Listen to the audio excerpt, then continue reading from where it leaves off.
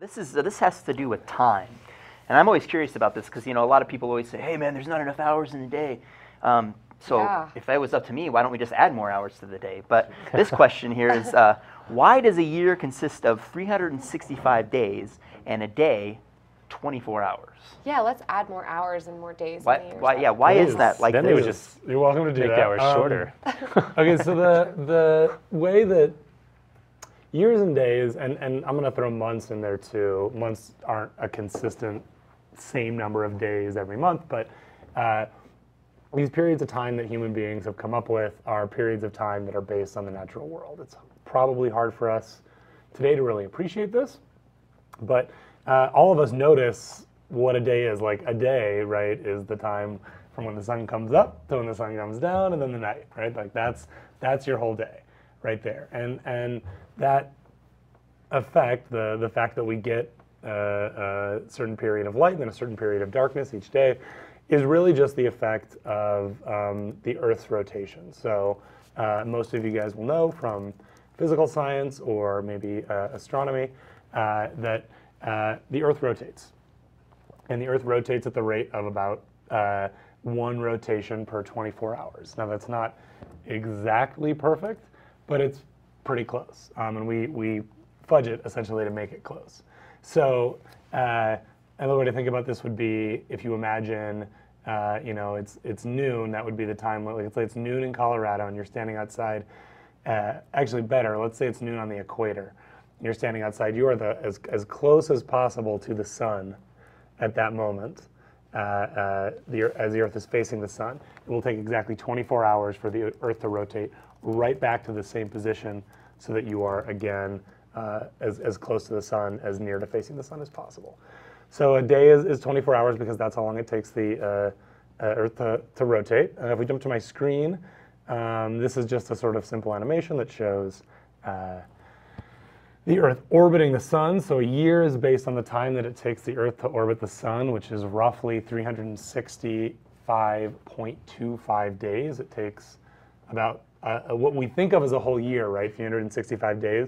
But then it takes about a quarter of a day more for the full rotation. And so the way that we fix that is that we add once every 4 years, since we're adding a quarter of a day each year, we add a day to the calendar so that our calendar doesn't get off. So February 29th is a day that we add just once every 4 years, right? On what we call a leap year, right? And again, that's just to account for that little bit of extra time that it takes the Earth to orbit the sun.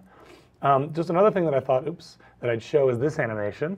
So this animation is this is really simplified. None of these are really, perfectly scientific, but what this does is just give you that kind of sense that, okay, sure, so the Earth is orbiting the sun, but then also you can see the moon orbiting the Earth. And the word month actually comes from the word for moon.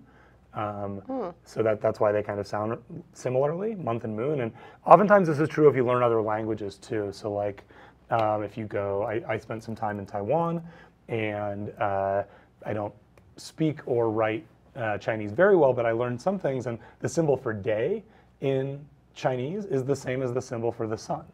The symbol for month in Chinese is the same as the symbol for the moon.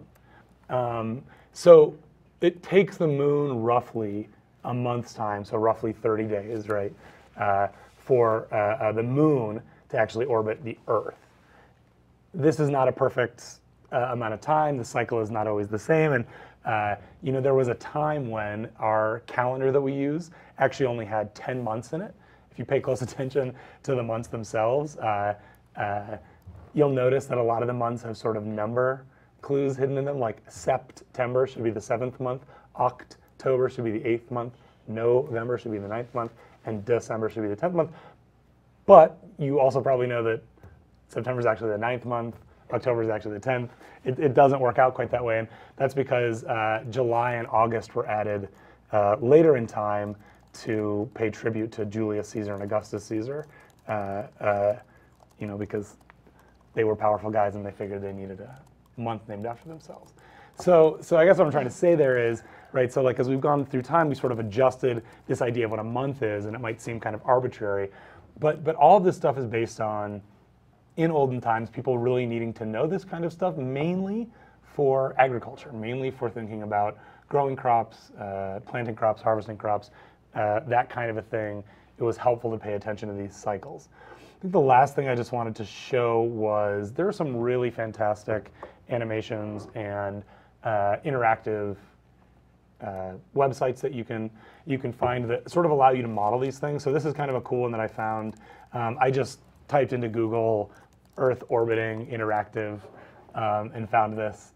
So I don't really even know the website, but this is sort of a simple thing. You can sort of see what it's like as you rotate the Earth around the sun. And what's nice about this animation is that it shows how the light from the sun hits the Earth, which is another interesting thing to think about. You can move your person here to different parts of the Earth, and so you can see that, like, in the summer, where are we? Let's put us in July. Let's say it's July, right?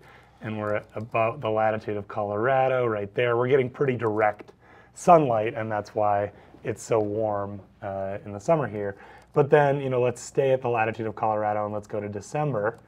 And you can see that, we're not up here in Colorado getting the direct light. The direct light from the sun is hitting South America and the southern hemisphere at that point. And that's why, of course, we have winter temperatures. So anyways, just if you want to do a little bit more in terms of visualizing this, imagining this, these interactives are so fantastic, and there's a million of them online. So anyways, but yeah, that's the answer to the question. Well, I have a question. Sure, come on. So what if your birthday is on February 29th? Yeah, then you only get a birthday Every 4 years. once every 4 years. And you're actually, like 4 times younger than everybody else. Right, so you meet people once in a while who this is the case for, who they actually, their birthday's February 29th, and those folks will often joke, like, you'll meet somebody and they'll be 40 years old and they'll say, it's my 10th birthday coming up, right, because they only get a birthday once every 4 years. But, of course, they've been around for 40 years of time. That actual day comes up. So I would say, if you have a kid on February 29th, maybe just fudge it and Say the call it 28th. March 1st. I mean, you save 75% on presents. And Yeah, that's That's right. mean, true. that's a- For the Ideally, frugal, you would. For the frugal parent, you really Yeah. want to be thinking about you got to time that. Plan that, conception about yes. 9 months before Well, and if February, you- and make sure you do it in a leap year. or You when teach leap year's kids coming up. discipline too. You got to wait for things to happen. That's And then exactly if you right. If you I could just wonder- convince them Christmas is on December 32nd, Well, and that their birthday's every 4 years, it'd be amazing. Oh, Oh, man. Nate, I pity your I children. feel bad for your kid, Nathan. I'm sorry. Now they'll get several cheap presents. You stop by the gas station on the way home, you can find Yeah. like 5 presents there. Yeah. Okay.